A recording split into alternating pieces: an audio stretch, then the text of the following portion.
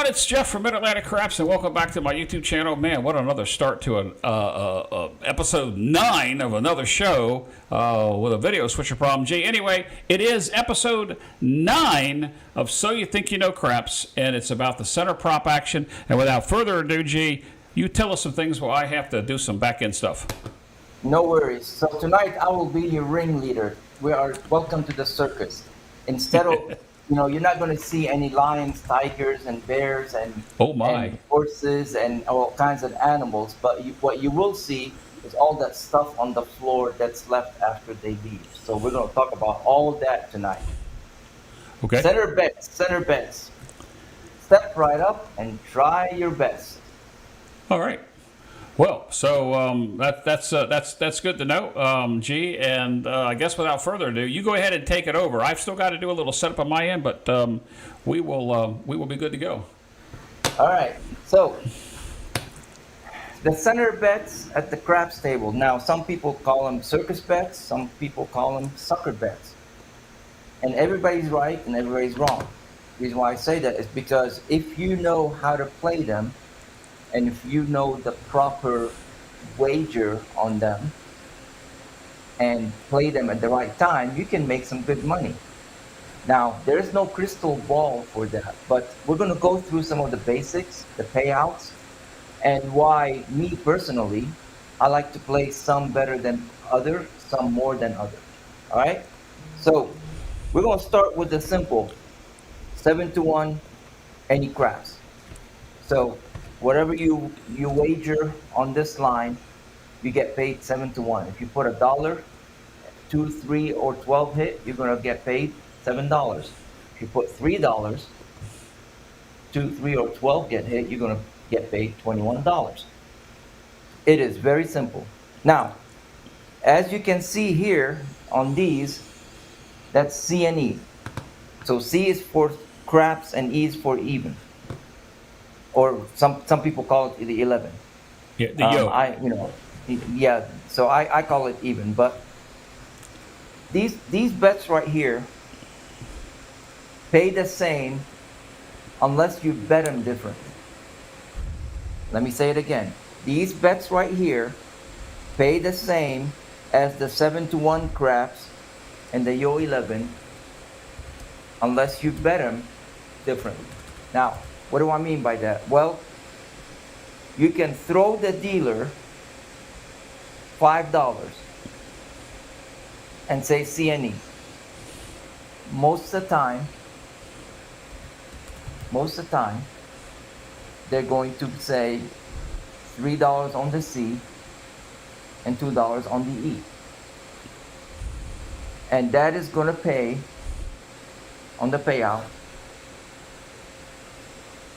7-1 for the C and 11-1 on the E.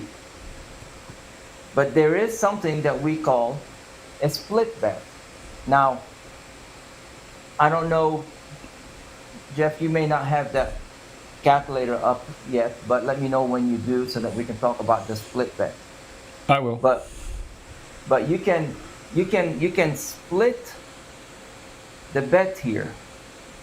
And if you tell the dealer to split it, so here's the craps calculator, and we will give you the link. This is something that Ed gave me, and it's a lifesaver, and you can have it on your mobile phone. So there's a CNE split payment calculator, and then there's a CNE payment calculator. So basically, what you do is if you say $5 split, it pays you on the aces $15 and the 12 on the 12, and on the 3 and the 11 it pays the same on the let me push it. Sorry, G, go ahead. 2, 3, and 12 it pays $15. Yep. Right? Yep. And then on the 11 it pays 35. So the split works 3 times. Yep, 3 times and 7 times. Yep. It's a 3-1, On the and aces, 7 on to 1 any craps. on any craps. 3 to 1 on Yep. any craps, and 7 to 1 on the yo. Yep. Okay? Now, if you say, I want $3 on the C and $2 on the E, then the payouts are the same as any craps and yo in the center bet. All right? So this is why there's this the CNE exists on the layout, because you can tell the dealer can either put it right there in the middle between the C and the E. And when you do it like that, it's the 3 to 1, 7 to 1. Or if you say, no, I want it 4 and 1 or 3 and 2, then the dealer will put 3 chips on the C, 2 on the E. Now that pays like the any craps and the yo 11. Yep. Now, why is that important? Because sometimes, I see people say $3 CNE. All right. And the dealer just goes like that. Did they mean to split? Or did they mean $2 and 1? When the dealer, when the number hits, if a number hits and they get the payout and they get the money, do they count and say, hey, that's not what I bet on? So you gotta make sure you tell the dealer exactly what you want when you're doing the CNE. If you just say CNE split, then they know that just put it right here. But it's easier to do $3 any craps and $2 yo like that. It pretty much pays the same. Well, the As way in- that I've seen as in it, the way that three I've seen it, G, is that how you and two. broke that down is exactly like that. They put 3 on the C and 2 on the E, and it is that way. It's when you get that split bet that people get confused.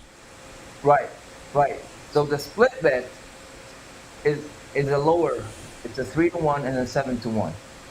So I usually just about never, if I do that, I never do the split bet.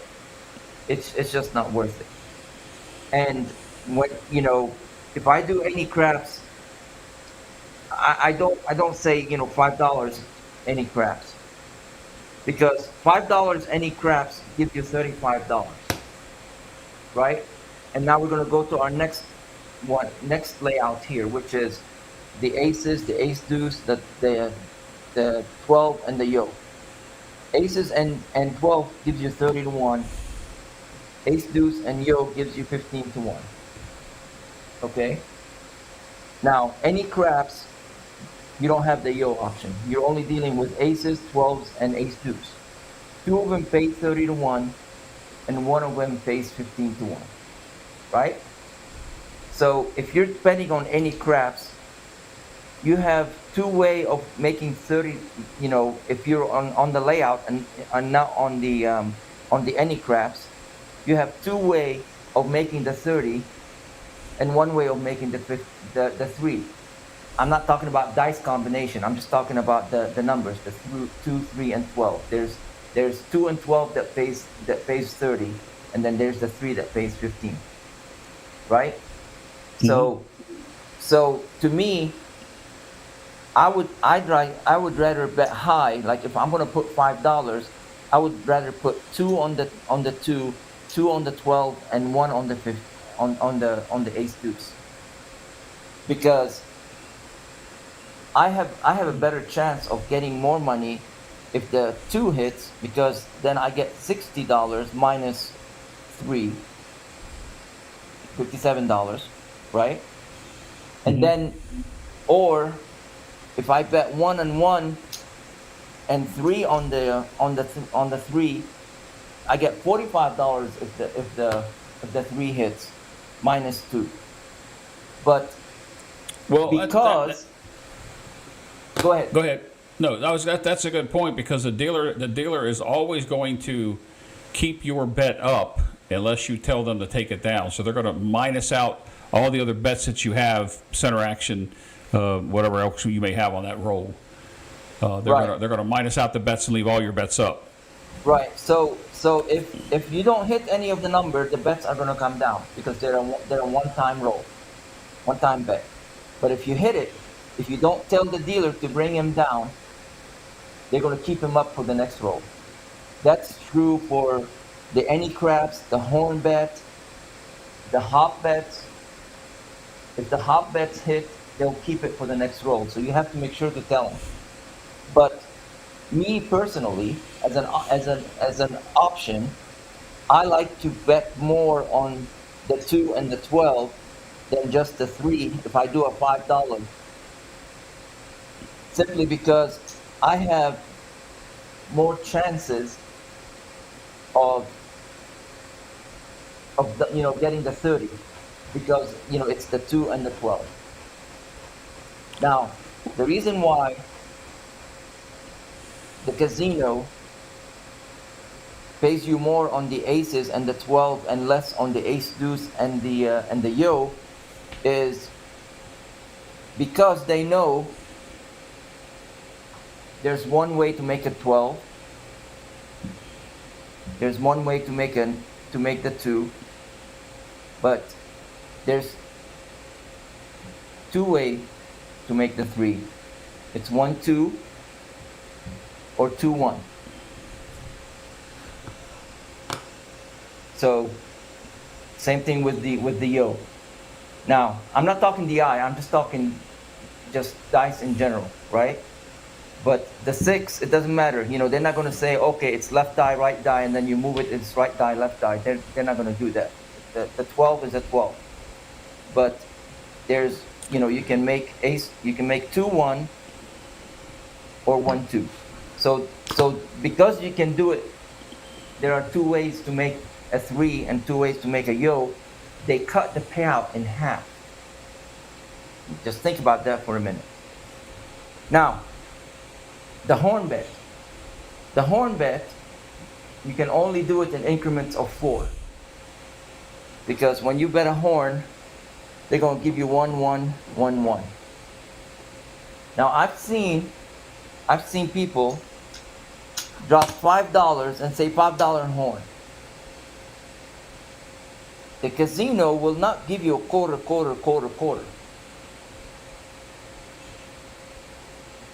They go ahead. No, they'll make it right. They're going to throw $1 back unless you say it's one for you. They're gonna, yeah. What they're gonna do is they're gonna throw $1 back. If you want to, or you can say keep it for the dealers, so they'll keep it for the dealers, and then they make their round their payout. But the horn bet has to be in increments of 4s because it's pretty much right here. Which center bets pay and come down while rolling? The center bets that pay and come down while rolling, well, they'll stay up for one more roll, and if they lose, they come down. It's the any crap, it's the horn bet, the any 7, or the hop bets.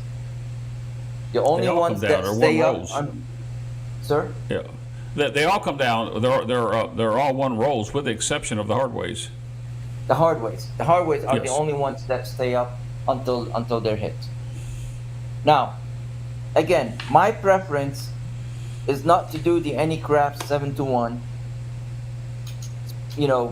If I'm gonna do a $3, I'd rather do it this way, which is straight up aces 12 and 3. Now, I'm gonna make money if the aces and the 12 hit, and I'm gonna sort of lose money then from the any craps if a 15 hits, because if a 3 hits, I'm sorry, because regardless of what hits here, it's 21 and you get to keep your $3. That's the difference. It's 21 and you get to keep the $3. Over here, if one of these hits, you lose the $2. But that's why I believe the any craps is a sucker bet.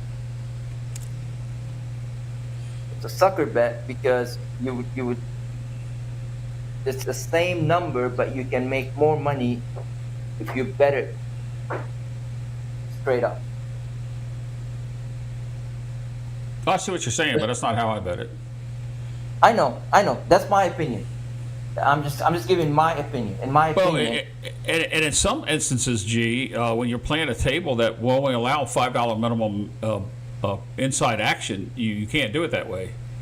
You can't go $3 like that. You're going to go $5 when I go $5 on any crap instead of $5 on each one of them. That would be a three-way bet. You can do the three-way that way too. And a three-way, let me switch my screen here. The three-way right. craps, it pays different. But you get the advantage of if the yo is rolled, you're getting a higher amount. But if the aces or 12 are rolled, you're getting a little bit lower amount on a three-way crap. Right. That's why it's a $5 minimum, but I can bet two, and 1. Not on a $5 minimum table, you cannot. When a table goes to $25, all center action is a nickel. You cannot break that down into dollar bets on a minimum $5 inside prop action. Dover, Delaware, at Bally's, all center action, no matter what the table limit is $5. Every bet in the middle has to be $5. You can't make a dollar any craps bet. At least you couldn't the last time I was there, and it was a $15 table. I've been to some casinos where they allow it, but most do. Yeah, most do. Yeah. So where I played, they would allow it, and again, the reason why I do two, and 1 is because $2 on the aces or $2 on the 12 will give me $60 minus the 3 that I lose. That's 57 plus my 2 back. So that's 57. Do that math again. I was doing something over. Do that math again. So $2 aces, $2 12, $1 ace deuce. If a 2 or a 12 hit, that's 60 minus the 3 that you lose. That's $57. Correct. Right. But if I do the two stays, that would be $58. 50. No, you're right. Well, no, carry on. You're doing math backwards the way I am. Go ahead. Right. But if you do $5 any craps, you're only making $35. Yeah. So that's why I go straight. Now, yeah, if a 3 hits, you're gonna lose. But well, one of the things that I don't like is the center bet action that does that smaller dollar denomination really does hold the game up, and we haven't got to that part yet. But I was playing with somebody at the Palace Station table, and he was throwing $8 in every roll. And when the dealer switched, they didn't understand it. It was confusing. It was aggravating. But I mean, I get everybody has the option to do that. If you look here, what VDT does, he says bended payout. I only use it to parlay the win into a bigger horn bet, which is what I do. I mean, that's exactly what I do. We'll talk about that in a little bit. Yep. Arnell agrees with me that there are some casinos that are like $5 minimum with no dollar middle action, and they take the dollar minimum action out because it does slow the game up, and the payouts that go. I love it. What's that? I said I love it. Yeah, it would be nice if that was that. Yeah. Now, one thing we're not going to talk about tonight is house edge, the math, all that crap. We're not going to talk about that because I don't care. I'm just giving you what the payouts are and what the dealers do and how I play them and why. It doesn't matter that if it's a bad bet because of the house edge. Everybody, if you don't know what the house edge is on any bet on the craps table, you have no business playing craps because you're putting your money, you're financing your money, and you don't know what you're financing it for.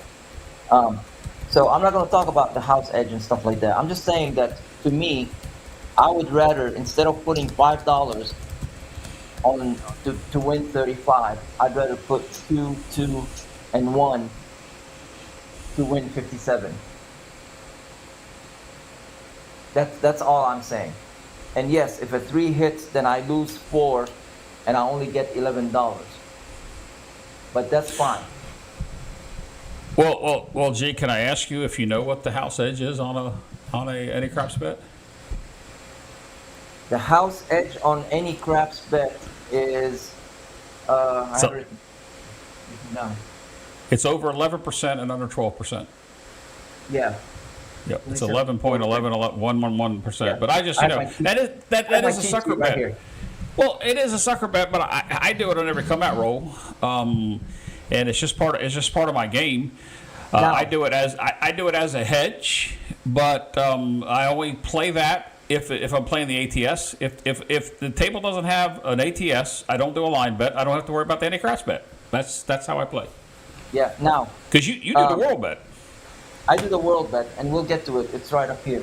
We haven't done here yet, but I'm glad you said that because, um, you could do, if you want to, you can do $4 if they let you do dollars. You can do $4 any craps and $1 ace deuce. That's what the VDT just put up there. You didn't even see that, and you're talking about the same thing. Oh, well, great minds think alike. But you see that he says it pays better than a $5 horn bet with a three-way It does. high. It does. It Yeah, does. it does. Yeah. Yeah, because what I do is I flip the world bet because when we get to the world bet we're going to do the same thing, but I do it because I can bet fade here and here,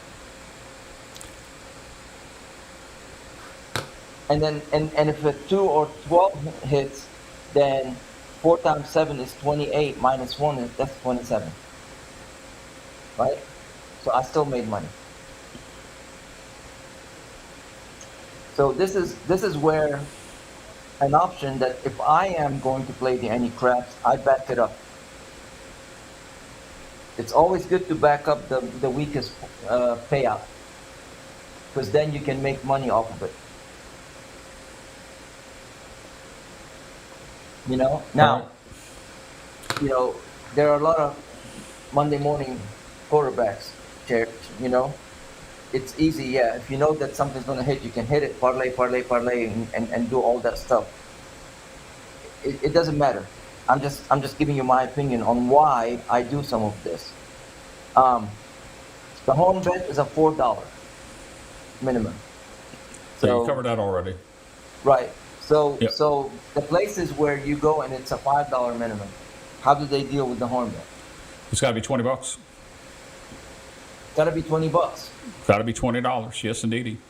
And that's what I like about it because That's fast game because most people will not put $20. you're exactly right. You're right.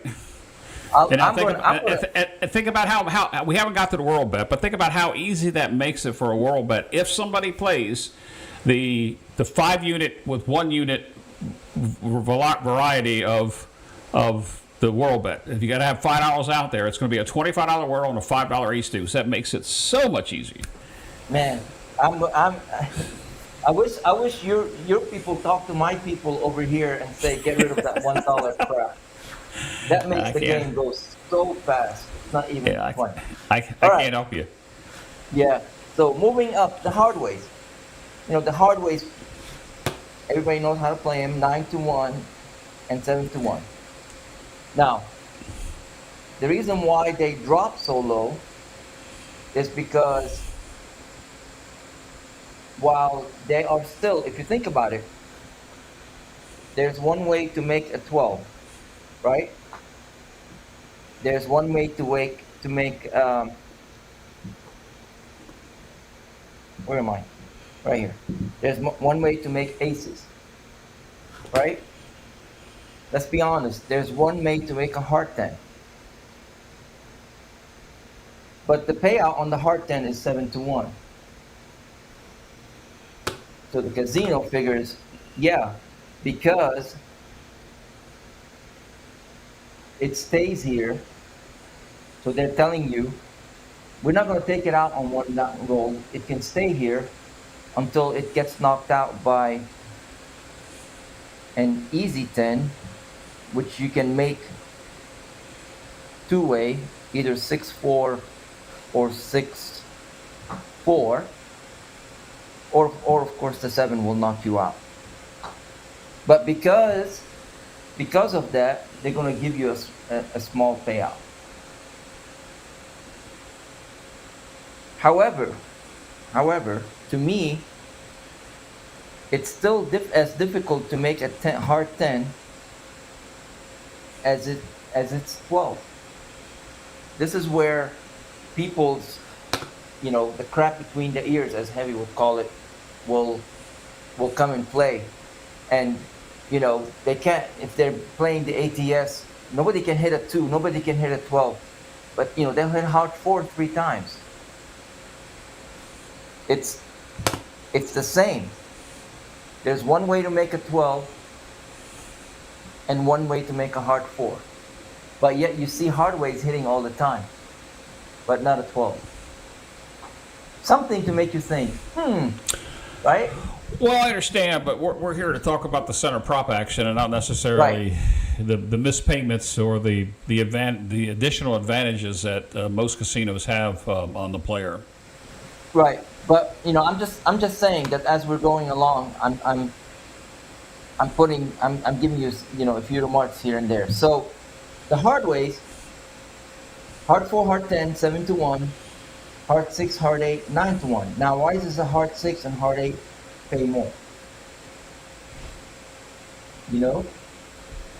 I'm sorry, I was producing the show. I didn't hear the question. Why does the hard 6 and hard 8 pay 9-1, where a hard 4 and a hard 7 pay 7-1?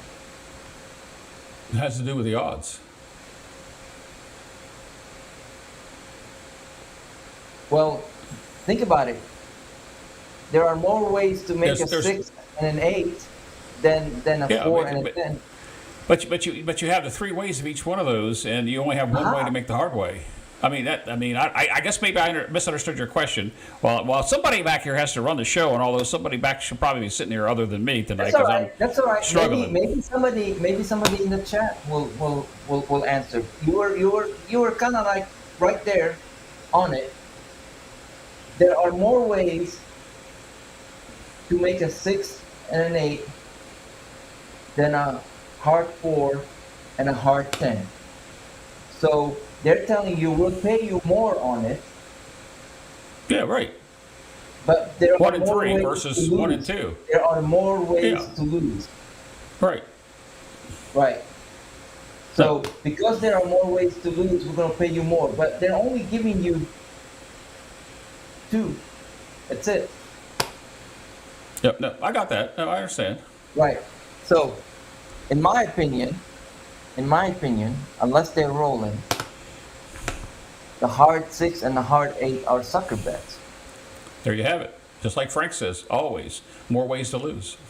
That's right, because there are more ways to lose it. But yet people bet it all the time. Now, if you're rolling them and if you see it rolling, if you're not betting it, then you're a sucker. You better bet it. But if they're not rolling, if nobody's throwing hard ways, if you haven't seen a hard way in a while, don't bet it. And by the way, just about every single bet here in the middle is a sucker bet. If you're betting it and it's you haven't seen a hit on it in a long time. If nobody's throwing horns, nobody's throwing hard ways, there shouldn't be any money on the table. Now we get to the Whirl bet. The Whirl bet. Well, let's hold that Whirl bet up because I want to point out we haven't got here, Nick. What Nick says, but if you hop any of them, it's 30-1, which is true. The hopping is a one roll action where your hard ways will stay up until either you take them down or the bad number comes. Right. So we haven't got to the hops yet. We haven't gotten. Yeah, that's up here. Yep. We haven't gotten to that part yet. So we're slowly moving and. I didn't skip the NE7. I'll get to it in a minute. The Whirl bet. Now, the Whirl bet, if a 2 or a 12 hit, it gives you $26 for every $5. That's why it's better to bet them in increments of 5. That's why I love what you said about the $5 minimum. Yeah. If a 3 or an 11 hit, it's 11-5. So if you have $5 on there, and a 2 or 12 hit, you're going to get $26, right? Right. If a 3 or 11 hit, you're going to get $11. 11. And if it's a come out, roll and 7 hits, it's even. Right. I don't really think Now, it matters whether it's a come out roll. Some people throw that stupid whirl. I should say stupid. Some people throw the whirl bet in the middle of with the puck on. They can do that, and it's still just a one roll bet. But if the 7 comes, it's a wash. The bet will stay there. But anyway, you're right. Keep going, Jay. I didn't mean to interrupt you, but you're right. Carry on. right. Now, so why do people throw it?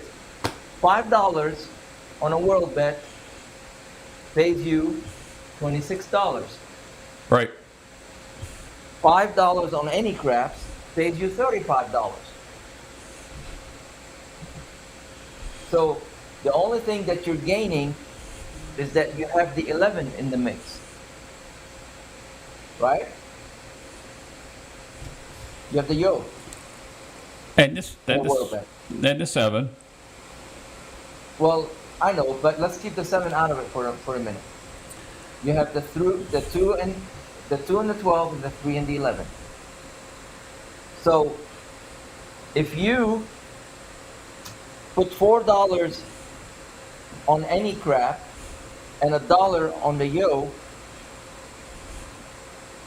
and the yo hits, you're gonna lose the 4 and you're gonna win 15. So that means that you're gonna get $11. And if you hit the any craps, but not a yo, you're gonna get $28 and lose the 1, so you're gonna get $27. So the reason why I'm saying that is because on a $5 world bet, 212 hit, you're gonna get 26. 3 and 11, you're gonna get 11. But gee, I see where you're going with that, and you and I didn't talk about this prior to the show. I don't think we've ever had this discussion. You're placing in the world bet, you're placing 5 numbers for that unit denomination, whatever you want to call it. $5, $1, $20 doesn't make a difference. And so the odds of hitting one, I shouldn't say odds, the probability of hitting one of those is higher than a straight, any craps bet or a straight out. Give me a yo straight up, or give me a give me a high low or whatever. It's you're hitting more numbers. So I see where you're going with this, but I think from a standpoint of the show, we probably shouldn't be going over each individual bet, other than to talk about what's good and what's bad about it. I understand you're doing that, but it's from your perspective. But I think the bet's on the table because you're having more probability. So I don't. Yeah, I played a Eddie Craps bet. You don't. I think somebody put it in the chat here, other than what Arnell just said, that all bets are sucker bets as long as you have the money to put the money out there. But let's try to keep it interesting and talk about the center bets, and maybe when they're appropriate, or they're never appropriate. Let me take that back. Well, but let's back up. But when you would use it. No worries. The reason why I mentioned the world bet and any craps is because if you can play a hybrid combination, you can make a few dollars more if you play one or the other. That's all I was saying. In my opinion. Yeah, but the world bet gives you 5 numbers. The any craps bet gives you 3 numbers that you're playing incessant. Does it really give you 5 numbers? It does, because you're going to break even on the 7. You're not going to lose your bet. But you lose everything else in the middle of the roll. I mean, we were just talking whether it's come out or not. Either way, the world bet is a one roll bet. I lost. What's that? One roll bet. That's a one roll bet, right? Yeah. But you're right. You're right. If you're talking about the come out, it's a one roll bet. It is 5 because you don't lose and you don't win. If you break even on the world bet. That's right. So that's why the world bet is there. Now you know that I play the world bet a lot more than I play the any craps. Simply especially on the come out. Because let me just real quick before we move on to your next thing. What I do on my come out, if I have a line bet, I am going to, and somebody put it in the chat, or a couple people put it in the chat. It's more or less a small hedge, if you will, insurance against your line bet. And if you play a big line bet, it makes sense to. But let's just hypothetically say I do my regular. It doesn't matter what the table limits is, as long as I can bet $20 or it's a $10, $5, $10, or $15 table. I can go $20 on the line, and I do a $4 any crap against that $20. That $20 is hedging my ATS. If I don't have an ATS bet, I don't have a line bet, I don't need the any craps bet. And it sounds confusing, but at Lou's here, and Lou will tell you, $20 pass line, 555 ATS, a $4 any crap. The crap comes out, $20 goes away. I get $28. My ATS gets marked up on the number. I take the ATS and that craps bet. I'll either make it 5 or I will make it 8, and I'll put my line bet back. I didn't lose any money. Now, I understand that that's a waste of money, and prop bets are silly bets, but that's what I do. But once again, I'll premise it on the fact, if there's no bonus bet out there, I don't have a line bet. Never do have a line bet, unless it's required. Some casinos, they kind of make you do that, or some type of ante if you're at an Indian casino, but either way. Right. Well, if on the come out, I'm usually $25 on the pass line, right? That's my normal bet. So what I do is I play a $25 world bet and a $5 ace deuce. I have to back up my my ace deuce on that $25 bet. Yep. And what Ed's saying here is a 7 that ends the hand with the Whirl bet out, which means somebody made the bet with a puck on, carries over to the next shooter. If you leave it up, you can take it down. And Ed says he did this with me a couple years ago. I believe that was 2020. I can't remember which one, Ed, it was. It was at the Hard Rock, if I'm not mistaken. I don't think it was in Tunica. I don't remember. But in any event. Yeah, I did not know that. I Yeah. did not know that. So Yeah. I learned something new. So if I'm shooting and I bet, and I'm rolling numbers and I bet a world bet and I 7 out, and then you get the dice next. If I don't Yep. take that world bet down, It stays there. It stays Yep. for you. So they don't take it down and collect it. And the thing you have to be careful of, and I'm sure Ed may follow this back up, is that the dealers will take the bet down because they think everything is done, and you have to pay attention to them. And that whole thing with dealers and overpayment, underpayment, and prop action, I don't want to get into that in this show, especially what happened to me at Palace Station. But in any event, let's just keep going. And Ed follows it up with Jeff rolled aces on his come out. So, the 7 ended it. He had a Whirl bet up. So the stayed up, and then I came back and I threw the aces on the Whirl bet. That's what it's saying. I don't remember that portion of it, Ed. I think there was a time when we all parlayed them into 5 or 6, maybe even 7 between the Whirl bet, come out 7s and craps numbers. So, but anyway, carry on, G. Yep. So let's get to the NE7. So the NE7 pays you 4-1. All right. And let's say that at this casino they allow you to bet, $1. If you put $3 NE7, it's going to pay you 12. Right. That's the same as hopping the 7s, because if you hop the 7s, that's 15 minus the 2 that you lose. And then now that is not 12, it's 13. So you gain $1. So if you're gonna do any 7 with $3, it's best to hop them rather than do any 7 4-1, because you gain $1. Let me say that again. I think I lost some people there. If you put $3 on any 7, if the casino allows you to do that, if it's not a minimum 5, $3 on any 7, 3 times 4 is 12. 12, and you get 3 back.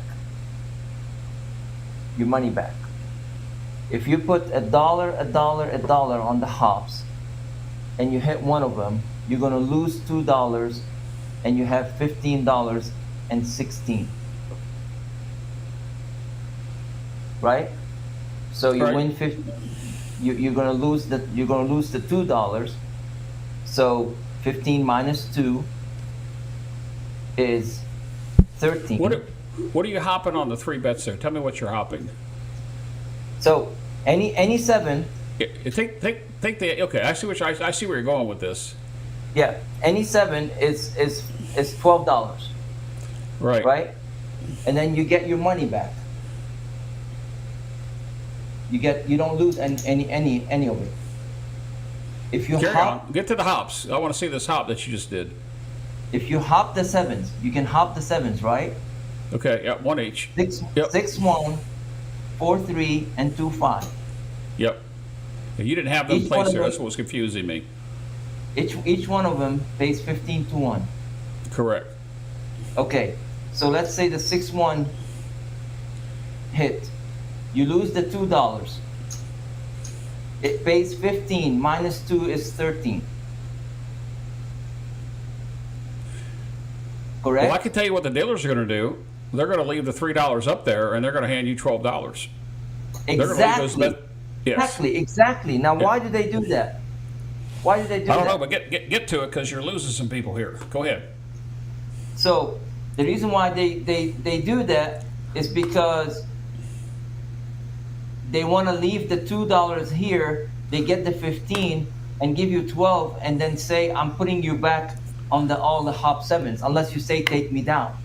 Correct. If you say, "Take me down," they're gonna take the 2. They're gonna give you $13 plus yours. That's 14. You lost money.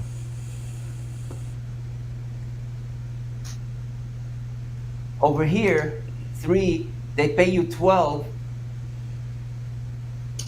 and then you take your 3, that's 15. Well, I see where we're going with it, and we're talking about little dollars, and people that are going into bet that might be on a fixed income may be that way. But I think BDT has a point here. We're really getting bogged down on the minute. It's not a minutia. I'm making it simple with $1. Okay.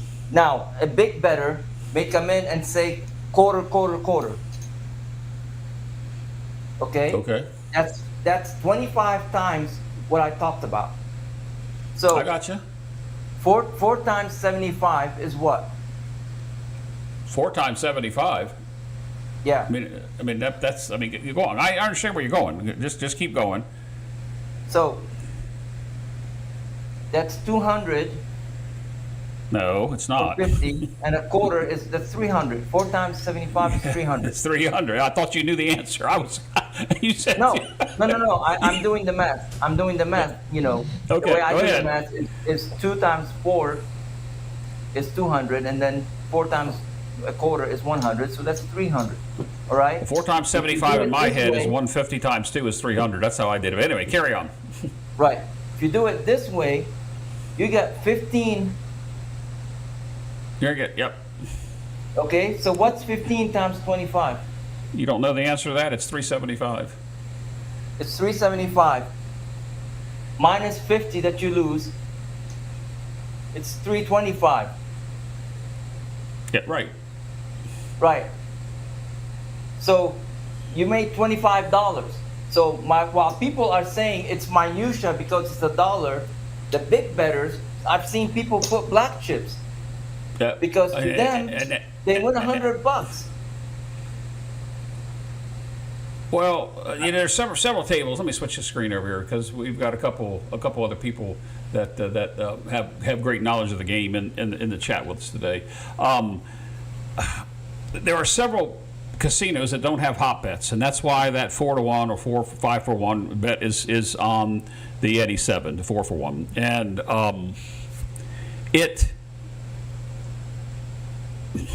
I'd have to go look exactly what the house edge is on those various bets. But, whether you have the hopping bets or whether you have the any bet, you're trying to tell people if you're going to play it this way. But honestly, for me, if I was going to bet, let's say, $5 or $15 on the any 7, I'm probably, and it has hopping 7s. It's just easier for me to hop the 7s. And on some tables, they have that little designated area off to the side where you have the big 7, and they throw them in there anyway. They're going to pay you that way. So I don't know, minutia. I think that we're talking about the bets, but we should be talking about when to play them, when not to play them. And I get that you're trying to get paid better.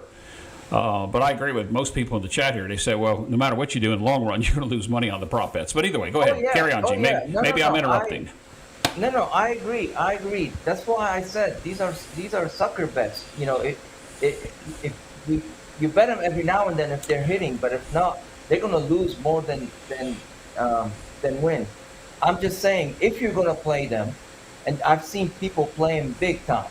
I've seen people put black chips up in Cherokee. I've seen people put black chip on the horn numbers. those add up.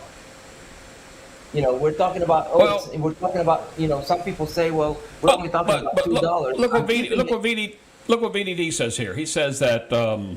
Let me get it here. It's not just about the. I got that one up there right. It's not just about the dollar amount when you are betting it. Are you going to take it down, press, or full parlay? And I think that's when a hop versus the any would benefit you if you're going to parlay the thing. And a lot of people parlay hard ways. Tony says, going back to the hop and sevens, you're hopping to 615243, earn $1 more, and that's true. If you're hopping it, you do. That's what I'm trying to say. You're earning $1 more when you're hopping them. But if a table doesn't have a hop bet, they're still in any 7 area, which is the same on your table as some of the other areas on the any 7. A lot of times they still pay you 15-1. But in any event, Right. So you we're want to hear talking. something? You want to hear something interesting? Well, hold on. I, I'm going to finish this out without some type of strategy. We're just talking a bad bet, and that's what we're talking about this show tonight. About Correct. prop action Correct. is bad Correct. bets. If you have a strategy that you're playing, that's something different, right? I'm not talking about strategy. I'm just saying that how it's kind of weird. I know what you're saying about some casinos don't have a hop bet.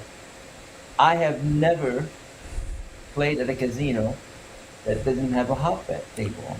Oh my God! Not because, I mean, I would bet 50% of the tables that I played on in my 25 years. Well, back then they didn't have them. Let's just say in the past 10 years, it's 50-50 whether they have the hop bets or not. There's places in Atlantic City, for example, the Tropicana did not have hop bets, wow. and but they did on the private table. Then they changed it. But there are several places that don't have them. I don't know what the ratio is. I don't play enough. Maybe Tony, Ed, VDT, some of these other people that play regularly could tell you whether or not the hop bet is there.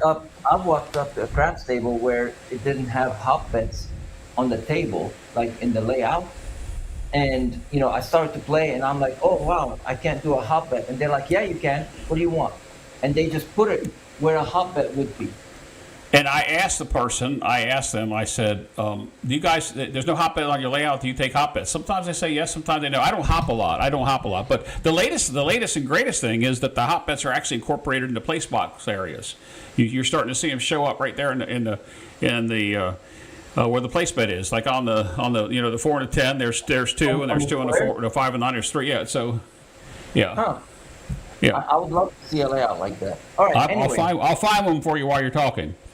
Here you go. Look what Ben says. While we're talking about it, just to prove the point, most Wisconsin tables have no hop bets. So if you got to go to Wisconsin, you're not going to play. Let's see here. Dark Vader Bill says Maryland Live, just up the road from me, and I don't do hop bets there because I don't play there. Says Maryland Live has no hop bets. So there's places where there are no hop bets. And so you're always playing where there is, and I'm saying there's not. Yeah, I'll follow my statement with there's a lot of casinos I haven't visited. I usually say, yeah, I haven't been out much. So I believe you. It's just interesting that people say that they didn't see hop bets. The hard way bets pay 30-1. The reason why is because they are a 1-roll count. So the casino treats them just like they treat the 12 and the 2. There's one way to make them, and so the payout is the same. Now, if I'm gonna play the hard way, and I know it stays, I would rather hop it for $1, hop the hard way for $1 for 7 rolls or 8 rolls to see if it's gonna hit, because I can make more money off of it, just me, than just put a couple of dollars on it to make $18 or something like that, or $9. That's how I play it. I would rather, if you haven't picked up on it, since I started with the 2 and the 12 kind of conversation, I'm always going for the higher payouts, risking. Of course, it's a gamble. Everything we're talking here, it's a huge gamble. It's a huge risk because these are sucker bets. But if I'm going to play a sucker bet, I'm going to go for the high payout rather than the low, because that's where I'll play it, because there's higher reward, right? It's higher risk but higher reward. Everything here is a risk. Um, the the thing with the hot bets is that if you're rolling them and you have them covered on the place bets, it's good to throw some hops, especially. And Ed taught me that. I know he's in the chat. Ed taught me, if you have a place bet like a 4 or a 10 that's up to 500, 1,000, and it's a come out roll, hop that number. Don't work it, hop it, because if somebody's rolling the 4 a lot, it's a wasted roll if it hits. You were next to me, you were on my left in Biloxi on the private table, and Ed was on my right when Stent Placer was shooting, and I had my 6, I believe, up to 1,200. And he made the point, I don't know what the point is, and Ed turned around to me and he says, you better be hopping the 6s. And I forgot, because he told me that, and I hopped it for a few rolls. He didn't hit it on the come out, it disappeared, but then he hit it afterwards, and I made money. But if I was going to play the hot bets, that's when I play them. I will play them when on the come out, when a number has been hitting and I have a high amount on it. Well, that's what I was saying. I've seen Ed do it several times, and sometimes I don't pay attention to what he's doing to after it hits, because I've seen him do that. I've seen him have 420 on a 6 or 8, and he's going to throw a pretty big hot bet out there when the puck is off on the come out, because that shooter has thrown enough 6s or 8s to get his bet to 300 to 420, and I've seen him turn around, and when it hits, and he's as happy as can be. Especially if he's wearing his hat, he'll slap his hands and go, it's about as animated as I see Ed get at a table, because he made the right choice on that hop. Correct, and he's the one who taught me not just the world bet, but he taught me a few things. That's one of them. It's hop the number that's been rolling on the come out.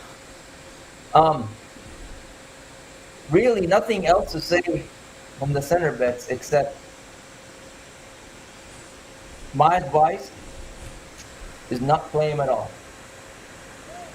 That's where we're getting to. I mean, there's been several comments. Actually, I would say probably, if not a third, close to half of the comments have said, that the center action, the prop bets, is a crazy bet. It's a waste of money.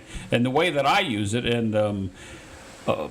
is I only use it as a hedge when I have a bonus bet out and a line bet. And there's times that I have a bigger line bet that I have to adjust in my head the size of the bets. And the higher you get up there in those prop bets, you are going to lose in the long run. I mean, you're going to lose either way, but it's just more money. So now, if the horn numbers or the crap numbers are hitting every now and then, I would rather play the field, like a quarter field or $50 field or something like that, because then you're not making as much, but you're making something, right? The other time that I would play the horn numbers is if we're missing it on the ATS, and you've seen me do it, and Ed has seen me, and some of the folks in the chat room have seen me. I would throw a quarter or something, or $50, or even a black chip for 3 rolls.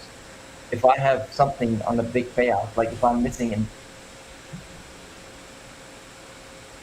Lost your audio, G.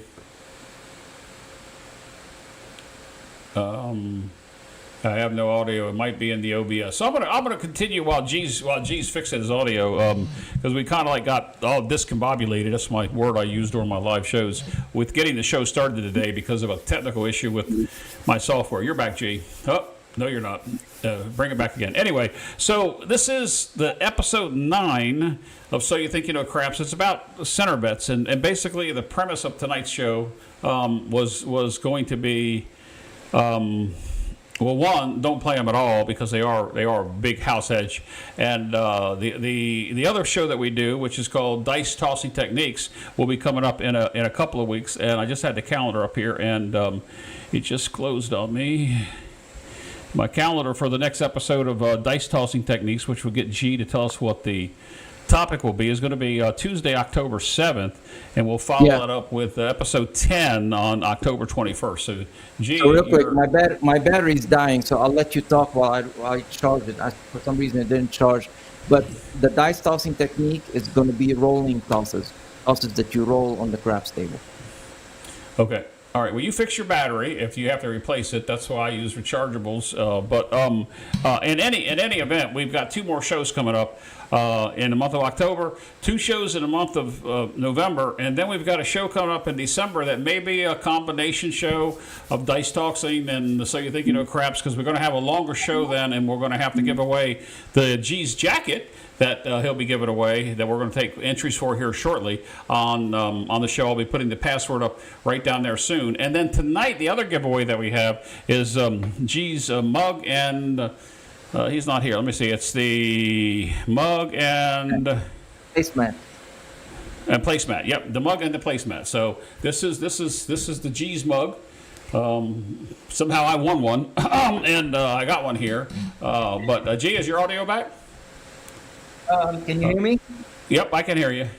Well, I have it plugged in, so I may have to kind of like lean a little bit like that. That's all right. Just keep talking. We'll see if we can make it out. But in any event, G, where I was going to go with the house edge is we haven't talked about the house edge, and I was just going to go over a couple of the house edges on some of the bets, like the any 7 bet. Any 7. This is your bet you were talking about. Has a 0.6%, or let's round it up to 16.7 house edge.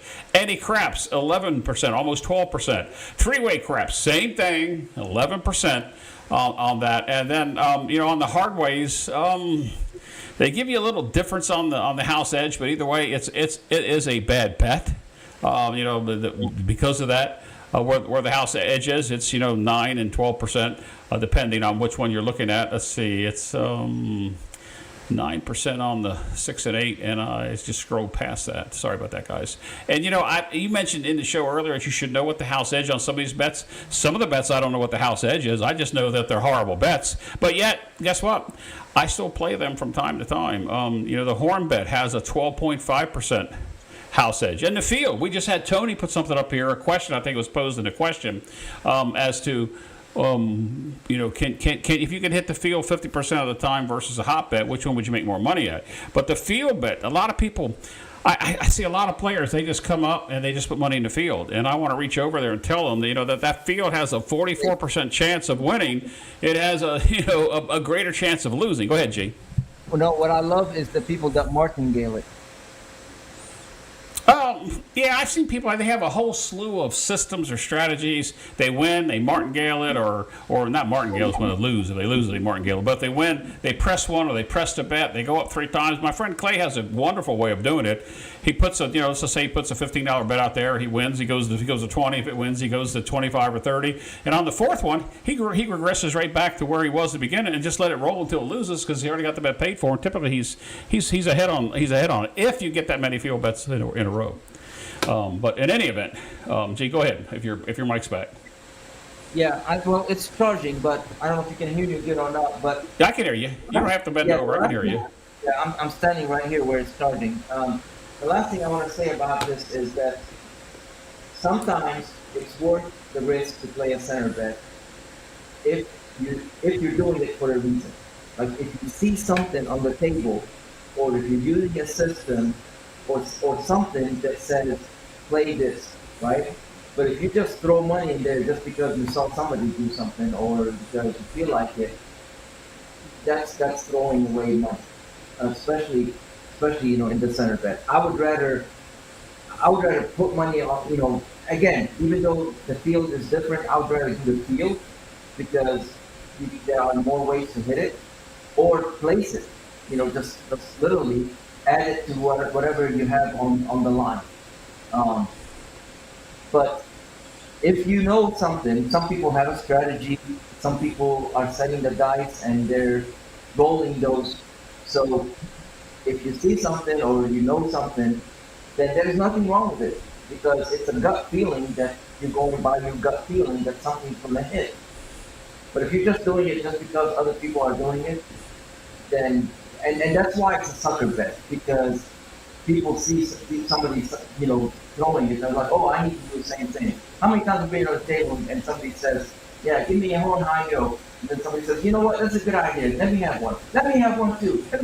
Okay, why are you doing it? Well, we don't know. He did it. Well, I think Wayne has a good point. I'm going to put this one back up here. I already explained it once. I think your point is slowing down the action is valid with a continuous hop center action bet. But is it really worth it? Because sometimes it is so freaking irritating when people are throwing these at a crowded table. Let's say you got 7 or 8 around a 12-foot table, maybe a 7 to 9 around a 16-foot table, 14-foot to 16-foot table, and these prop bets are coming, right and left every single roll. It is it's irritating. It's not one of my pet peeves. It's very irritating. I'm not one of those people that when I have the dice, the center actions coming out, and it might take 45 seconds to get the dice back between rolls, during the hand. I don't have a problem with that. A lot of people want to get the dice back and, keep that shooter hot or whatever. I don't, it's nice when that happens, but it doesn't bother me. I was at a table one time in Tunica, back when, Heavy did a class, and it wasn't his students, but there were 2 people,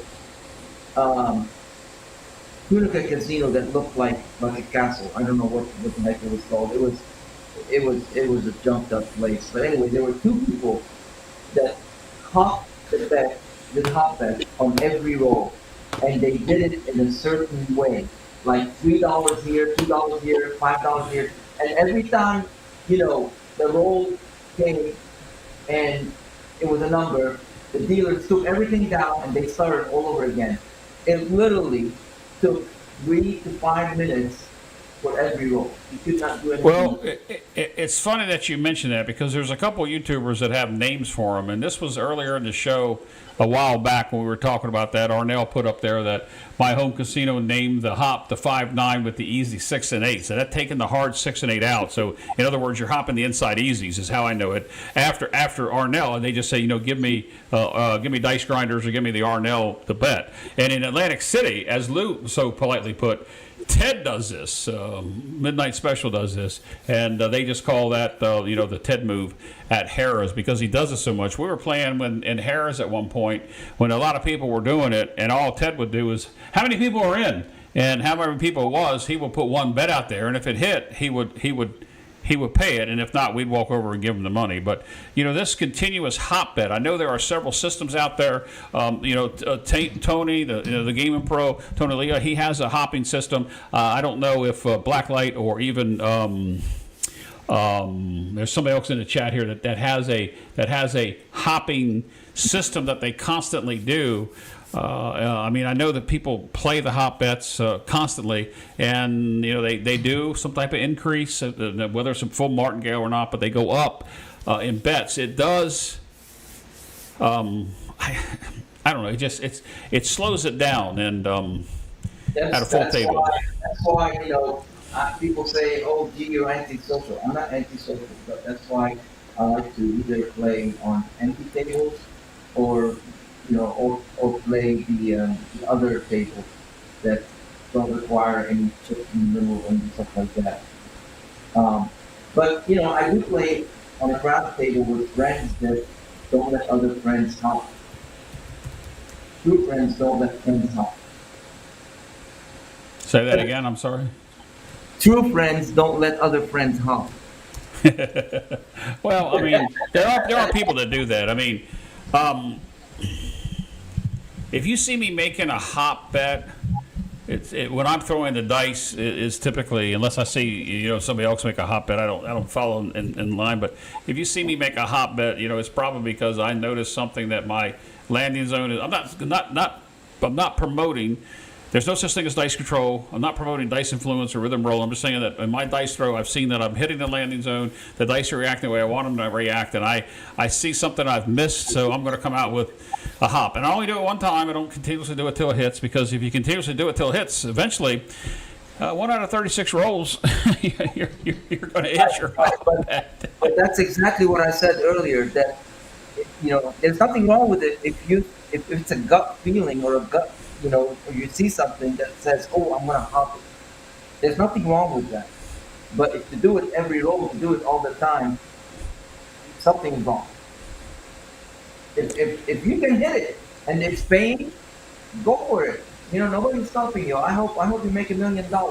But I have not seen anybody do it consistently and win. Well, we have a question here, and let me see what I got up here on my side of my questioning. Switch to chat here. Make sure, yeah, I do have it up there. So when you're putting in a question, we're asking for questions now. Put a capital Q. We're going to be giving away. I'm going to be giving you the password to G's qualifying 5 qualifiers tonight for G's jackets that we're up to at least 6 to 8 jackets given away in the month of December at a $250 value. Here's the question, G. This comes from Wayne. Are the staff at a craps table called dealers, or what are they? So the question that I think you would have there, I think they refer to them as dealers.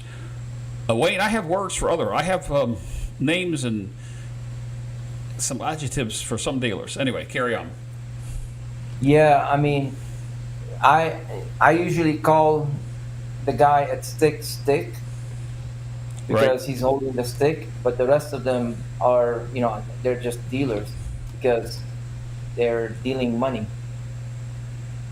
I mean, I don't know what else they can be called. Well, I've called them different names at certain times, but that's we can't say that on YouTube, so we'll leave that one alone. Okay. He actually has another question in here that, as I went back and pinned the questions, I'm a little confused. Why should you bet a direct horn bet? $4 bet pays 15, and 3 to 11 pays 30, instead of any craps bet that pays 5 for 35. I think we covered that earlier. G, if you want to touch base on it real quick, I don't want to go back and do a lesson on the. Yeah. I'm just going for the big payouts on the 2 and the 12 because you're betting on 3 numbers. 2 of them pay out more. That's just how I do it. I'm going for the big payout. If one of them is going to hit, I'd rather the big one hit. That's why. All right. Tony says just toss 15 times, 9 hops, including the 6-1, works most of the time, way ahead over the years, and that's probably part of Tony's hopping system that he just probably gave away. Correct. I know there's a lot more to it than that, but it is. And Arnell, go back to Arnell with what he said about what do you call the answer to the question: stick is stick, box is box, and dealers are dealers. So that's a good point that you made there, G. Amy says basically the same thing. Dealers, stick, box, pit, boss, floor staff, whichever it is. Right. But in any event, everybody's watching everybody else.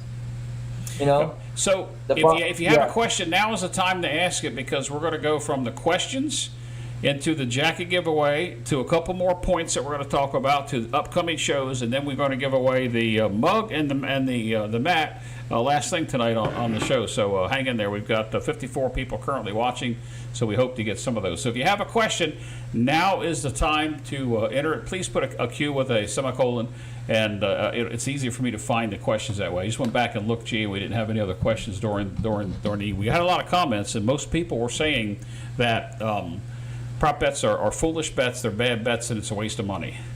Yeah, and I agree. Unless I don't have a system. Not because they're bad, good, or ugly. I just toss the dice and bet on myself most of the time. But some people have systems, and they're part of the systems. And if you're consistent, then there's nothing wrong with that either. But to just bet them just because, to me, that's just wasting money. Right. Yep. And as you can see here, Tony says there are more hoppers today than there was, over the past 10 years, which is true. And I don't know that I don't know when the hop bets came out. I have no idea when they showed up on tables. I just know many cruise ships didn't have them for the longest time period, and I cruised a lot in the early 2000s through 2022. Seth, we covered this earlier. What about three-way on the come out? Real quick, I'll recap on what I said. Seth, what I do is I use the line bet. If I have a bonus bet out there, I use a line bet to hedge the bonus bet, and I use a $4 or $5 any crap to cover the line bet. And Clay and Craig and Chris, Ted, Larry, they all can vouch for when I take a $5 to a three-way. The three-way hits, I take it to a $30 three-way, and when that hits, I take it to a $50 three-way or $60 three-way. And when that hits, you can walk off the table because you just made your $900 for that session. You can go home. It doesn't happen often enough, but when it happens, it's very exciting to see, and the table comes alive and adds to the positive energy around the table. All right, let's see. More questions, but go ahead, G. You get ready to say something? No. I'm waiting on you. Oh, no. I'm just going through the comments. We do have I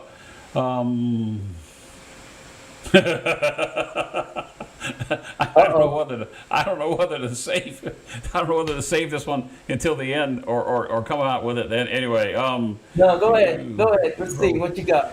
Now hold on a second.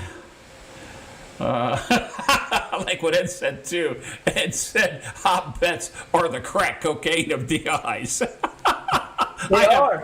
I have never heard it worded that way. Why do you think they call the dealers on the craps table dealers? Oh my gosh!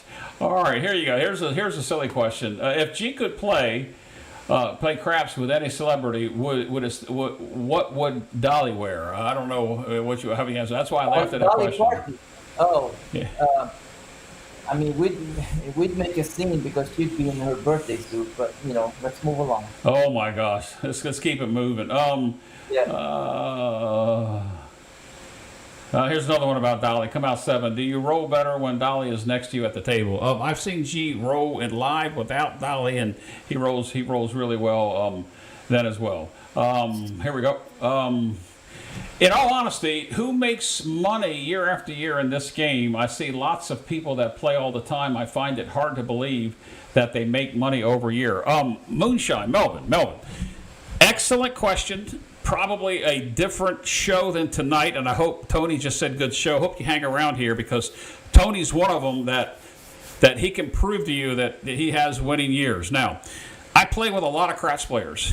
I play with a lot of losing craps players. I only play with a few winning craps players. Over the past 3 years or so, maybe a little more than that now, I've played with some people that I've learned a lot from that have turned my game around. I have not had a losing year since 2022. Now I'm on a streak. I got my fingers crossed.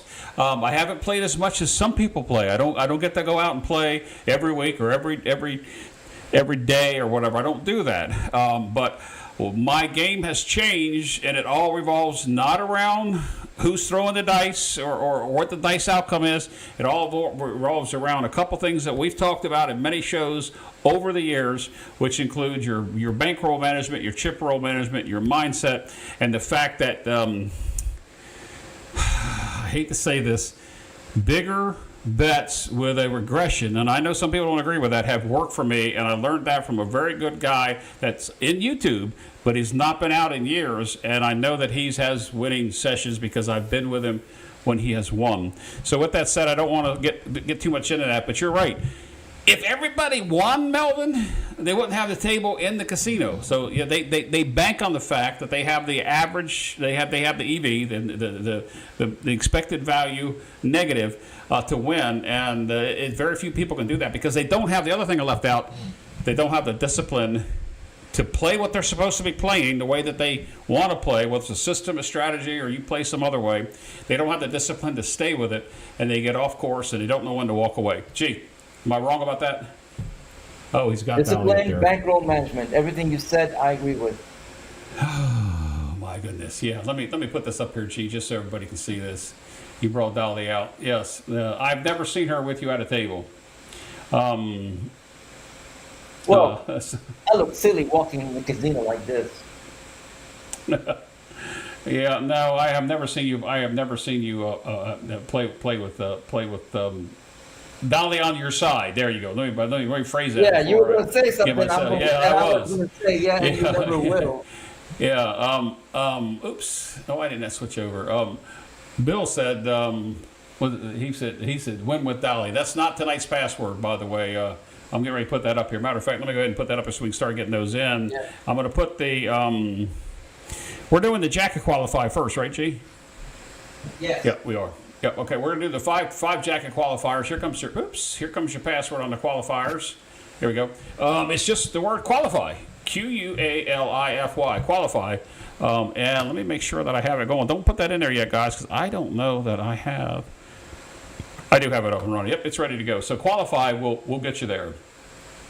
Just the word qualify will get you qualified for G's jacket. VDT even says that discipline, bankroll management, number one skill, topic for another day. We've talked about that. Ed, VDT, Ed from Roll to Win, G and I did a show 2 years ago, a short three or four series show about bankroll management, discipline, and all those things. Mindset. And mindset was the first thing we went over, and we kind of like had somebody come on and throw dice with us. But anyway, it's in the past. I don't see any more questions coming in. Let me put this up here. Ooh, where did it go?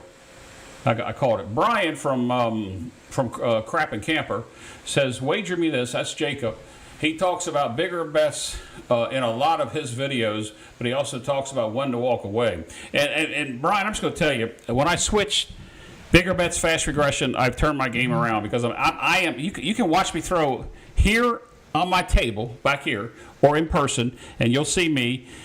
Typically, when I start out, I'm a 154 inside person, but 110 dependent upon. Then I go 220, 330. And when I get to 330, by the fourth row, I am down to 110 inside. And if the hand's not paid for, it is what it is. But typically, I have the hand paid for by then. So I don't want to say bring more, win more. Some people say that. Some people say bigger bets win more, but you can't leave 330 with a quarter, 4, and 10 out there during the whole roll. You're just gonna get beat. You're just gonna get yourself beat. Now G goes 640, and when he's throwing, I think it's 4 hits, and then you come down to something, G, and I don't know what it is, but that's a whole nother show. 160, 640 down to 160, but no, I mean you can't go like 160 across, and you need at least 7 hits, 8 hits just to make what you have on the line. And the only regression you can make on a $25 table is to take some off and just stay on the 6 and 8. That's we've done some of these shows before, and maybe we'll do it again. We have done some of those. Yeah, I mean,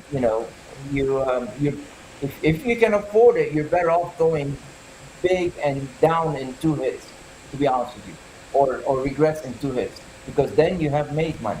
Casino can't beat you. Right, you're right, exactly right. You see, I tell people this isn't a show.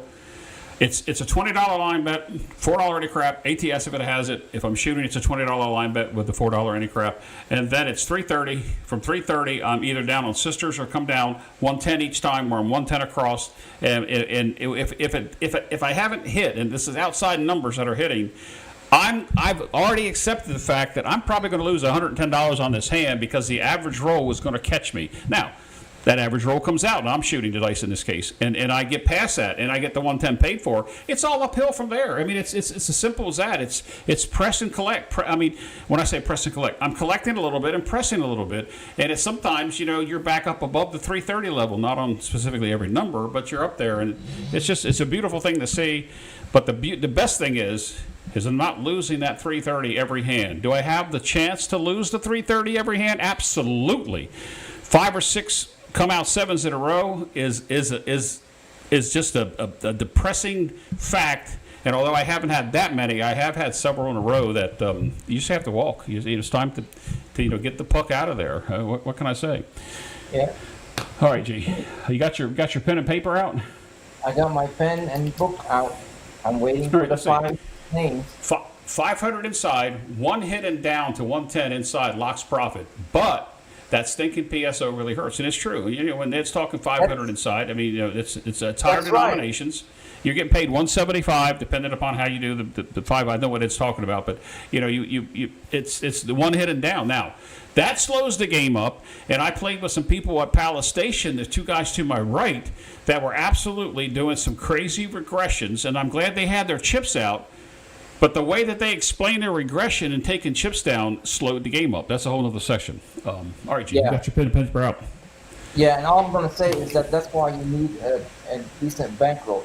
And by the way, sometimes if the dealers are slow, just say, take me down and have that 160 across or whatever in your hand. And say, take me down, and then put me 160 across. Help them out. If the dealers are slow, help them out. Yelling at them will not help speed up the game. It will hurt it. Right. All right. We have 48 people currently on the live here. We're getting ready to give away this first qualifier, and we have only 27 entries. So we're going to call this last call for the qualifying for G's jacket. In December, we're going to give 6 to 8 away. How many are we up to now, G? A lot. A lot. I don't know. I mean, some people have withdrawn their names multiple times, so they count. But No, I was talking about how many jackets are we giving away in December? I thought the names. At least 5. We're gonna probably give out 8 so far. There are 2 that are reserved and have been spoken for. So how many again? I missed it because I was looking at something. At least 5, but probably 8. The way the printing company and stuff like that works is that. Well, I kind of thought we were at 6 last month. So, G, you might want to clarify that. But let's go ahead and give this away, and we'll round that up because I had a chat that came in that you asked for show titles on these last couple of shows going into the 2025 year on this. So you think craps, and we had a recommendation for shows. So here we go. 5 names. This is qualifying for G's. We're going to draw them back to back to back. So he's going to qualify you. You're not winning the jacket tonight. Come back in December, and no, you don't have to be You don't have to be present in December to win the jacket. It's going to be yours. Just watch the show. Here we go. 3, 2, 1. Amy, who has qualified before, Amy has qualified again. She's increased her chances to win a jacket. All right, let me go ahead and clear that one, and we're going to go one more or 4 more, I should say. 3, 2, 1. Wayne, that's Bulldog BBQ, Bulldog Barbecue Maryland Wayne. If you're writing that down, G, that's Bulldog Wayne. Yep. All right, and 3, 2, 1. Mike the Bears has qualified. Mike the Bears. He's the 85 Bears, G. He's Mike. I met him year before last at the CRAPS for the Cure in Vegas. And I think that's when it was. How many are we up to, G? Is that 3 or 4? That's 3. All right, here we go. 3, 2, 1. Clint. I don't know who Clint is. He's new to the show. I had never seen Clint. I only know that he was in the chat. But Clint, you're a qualifier for the show. Qualifier for the jacket to be given away in December. And, of course, this nice mug and the mat coming up will be given away tonight to one lucky winner. All right, here we go. 3, 2, and 1. Mark Mad Hatter, who is also qualified, I believe, before. He is now qualified. So that's 5 of them, right, G? Yep. All right, so what I'm going to do is I'm going to reset the. Oops, come on. I'm going to reset. And I'm going to reset while you're doing that, I'm going to tell a funny story. So. Oh my.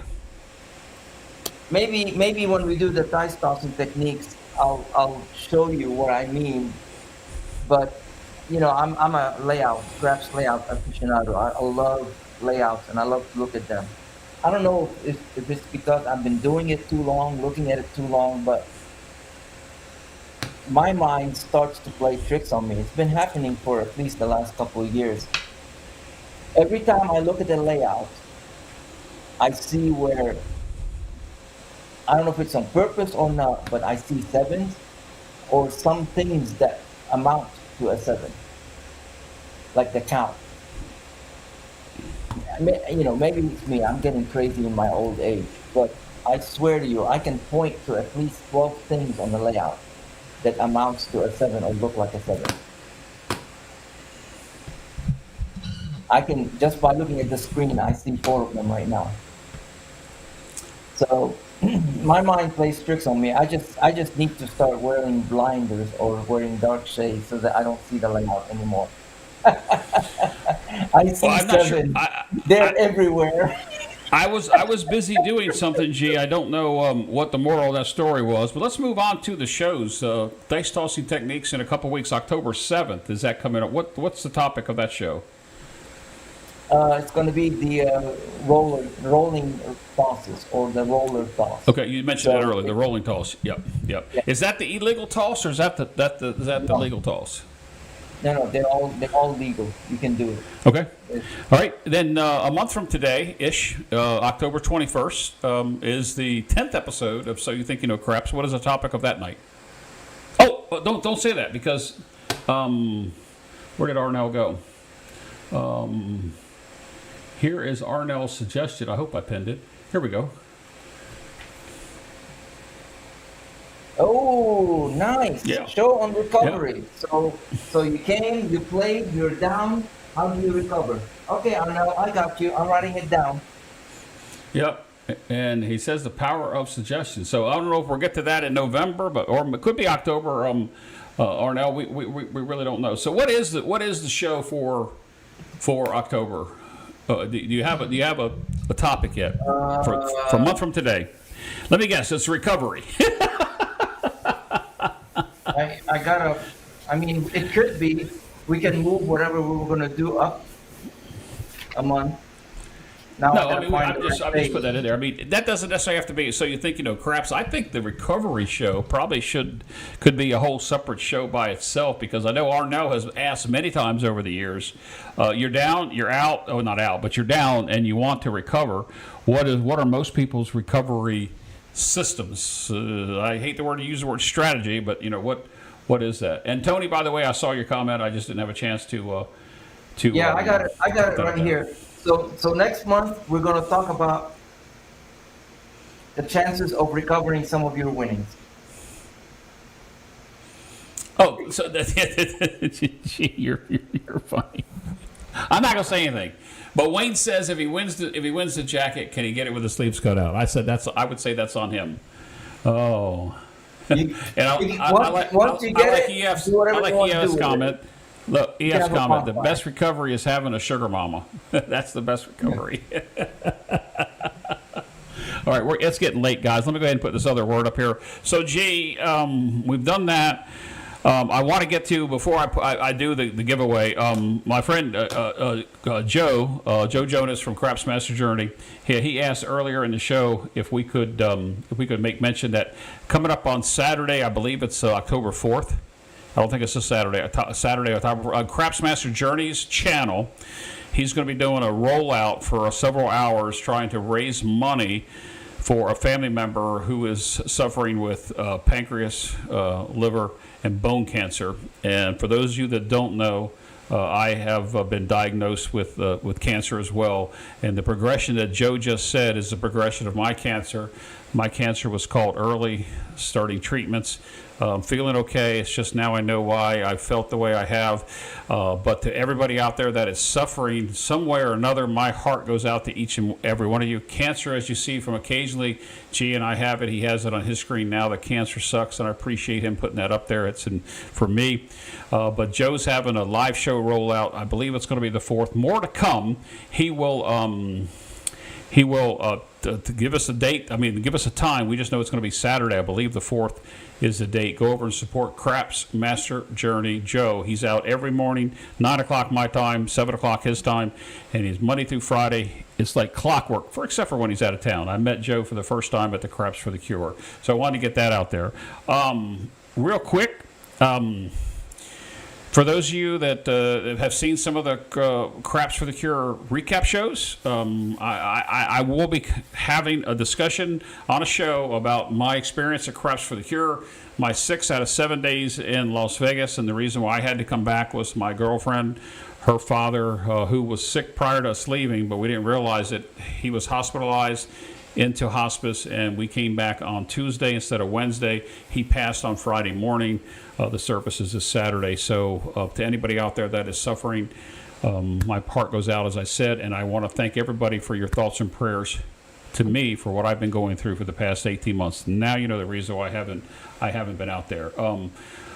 So, Joe, I don't know if he's still here. He may be working. I was hoping he was going to pop on and give us a little more details. I think it was his brother or his brother-in-law. I'm not sure which one. Do you remember, G, which one it was that was suffering? His brother. His brother, Yep. I believe. Yeah, it is his brother. And as VDT says, health is wealth. So, yes, everybody just, be safe, be healthy, and take care of yourself. All right, let's go ahead and put this other password up here for G. And we'll wrap the show up as we do this. This is going to be for the mug and the mat. And G, I don't know if you got a mat close by, but there's the mug. And we're going to give that away here in just a second. And oops, that's not the right one. How about we do this? We do this one here. This should bring it up. Here we go. Push the button, Jeff. There we go. The password is I want to win. All one word, all one sentence. No, nothing else in line. It is I want to win. That's the password. IWANTTOWIN. I want to win. All one word. No spaces. No nothing. So let's put that in there. I'm reading a couple chats here, G. We have another. I think we have another interest in a comment. No, I thought it was for a show. No, it's a comment about the ATS bet. There's been several people in here that talk about how foolish the ATS bet is, and that it is a foolish bet. I play it as a novelty bet. I play it as a prop bet, if you will. That how I play my 4 and 10. If you haven't seen me play my 4 and 10, guys, it is a flipper until I can collect the black, and then it's to the moon. And that's how I play it. I play the 4 and 10 as a separate bet than the 5, 6, 8, and 9. I play it differently, and whether I start with 15 or I start with a quarter, it's a flip until I get a black, and then it's to the moon. And like I said in the pre-show, I got schooled by Ed at Planet Hollywood. My last day I was there with 10 ton and him, and I wasn't paying attention because I was talking to them, and that turned into a long roll. And Ed turns to me when the puck was off. He said, "Your 4 should be at a max bet." But in any event. Well, I mean, take us home. For the bonus bets, especially for the ATS, you've heard me say this when we first met, and I still say it. I have a separate bankroll for the ATS, and I track it separately. And that's how it should be done. It shouldn't be part of the regular bankroll.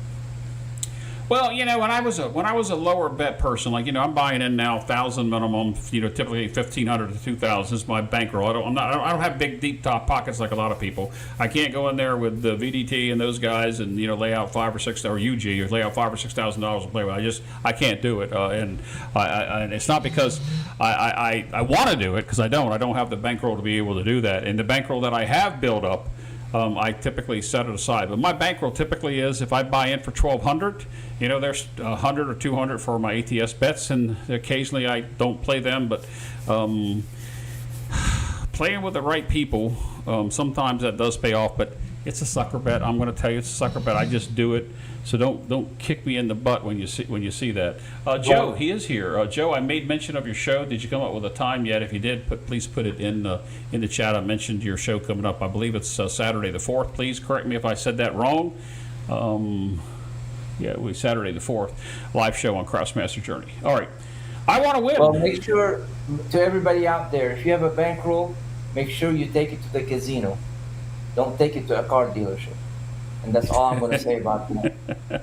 Gee, I know what you're talking about, and that's a whole nother show. All right, are we ready to give this away before we get out of here?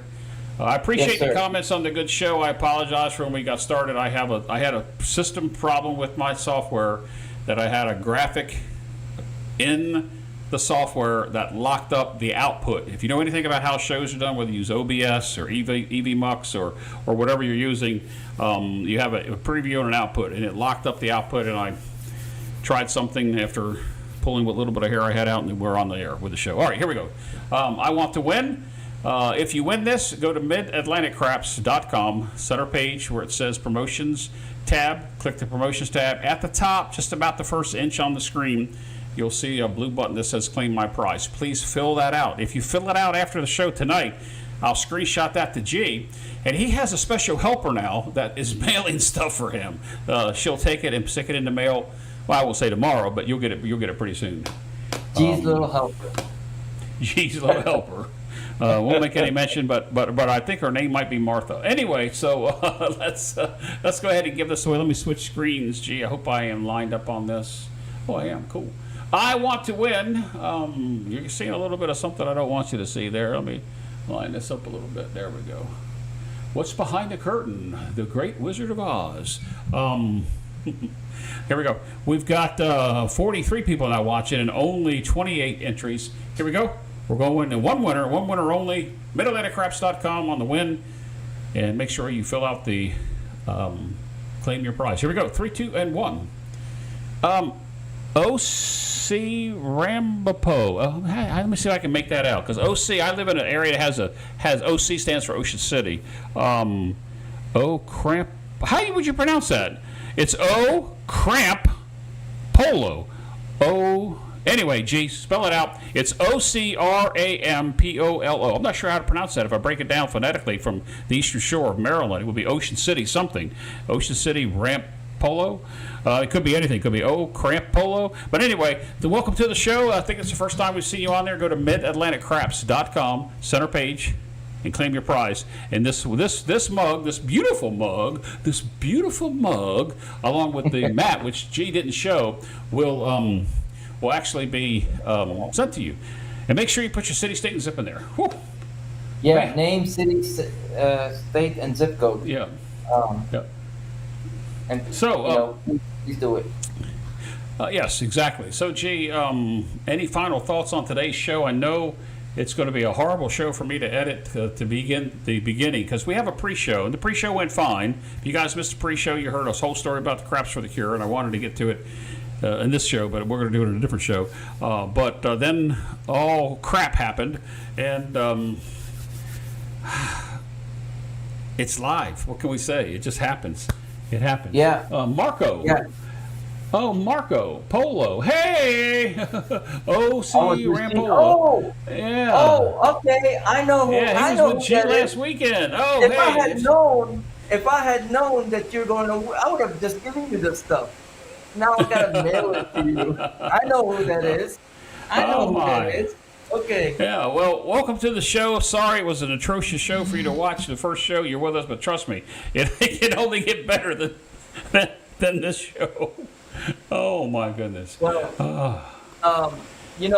somebody a couple of shows ago was talking about the Lego craps table and if I had like little Lego figurines. Well, I was talking to my little helper because she has, ways of getting things, and we started doing it. So here's my gargoyle. That's me. And well, let me switch that up, Jay. Hold on. Let me get you full screen. I'm over here producing the show. Here we go. Go ahead, do that again. I can probably go here, G. Hold that up closer to you. One above you, right above you. Come over. Oh, right in there. Hey. That's the Lego gargoyle. We have the hamburger. Oh my gosh. Once I kind of get them all together, we're getting one for Nate. You know who that figurine is. Yep. We're getting one for Oz. We're gonna have several others. We're putting that together from pieces, and I'll have the players around the craps table for Lego. I even I have her looking for Dolly in a Lego. I don't think she exists, but we'll see. All right. Let me finish the wrap up today. That I had a wonderful time at Craps for the Cure. I saw a lot of great people. They raised some good money. They got a final donation at the end of there to get us over the edge for this year for raising the service dog for a veterans moving forward, it was a great time. Look for a show coming out soon about the Craps for the Cure. Don't know when I'm going to have it. I was going to do it Sunday night, but I can't do it this Sunday night, so it'll be coming up live. Hopefully I won't have the same screw up. Anyway, G, let's go ahead and call it night. Final words. No, appreciate everybody sticking with us, and sorry for the early on we almost didn't have a show, but we got it done. Thanks for watching, and we'll be back in a few weeks with the dice tossing techniques. Yeah, we will, and that is the date, October 7th and the 21st. Dice tossing techniques, October 7th. So you think you know craps, October 21st, and I guess we'll see you then.